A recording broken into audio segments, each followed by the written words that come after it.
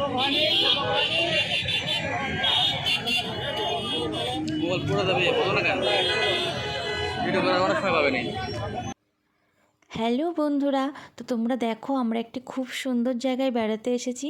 আর এখানে এত পরিমাণে লোকজন ছিল আর পরিবেশটা এতটাই সুন্দর, আমার খুব ভালো লাগছিল। আর আমার বর আমাকে খুব বকছিল যে ফোনটা পড়ে যাবে।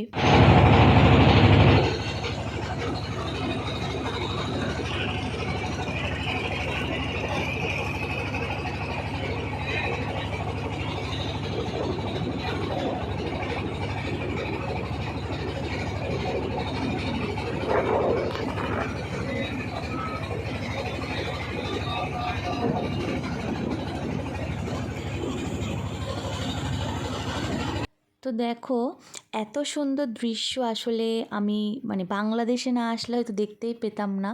খুব সুন্দর দৃশ্য, আমার খুব ভালো লেগেছে। আসলে এখানে না, এখানকার বৈশিষ্ট্যটা এটাই যে এখানে চারিদিকে পানি, মাঝখানে একটা ছোট গ্রাম আছে। একটা না, বেশ কয়েকটা আছে ছোট ছোট গ্রাম। তো আর চারিদিকে পানি। তো এই গ্রামে যেতে গেলে অবশ্যই তাদেরকে এরকম বোট বা নৌকা করেই যেতে হবে। আর রাস্তা আছে, কিন্তু রাস্তার উপরে অনেক পানি।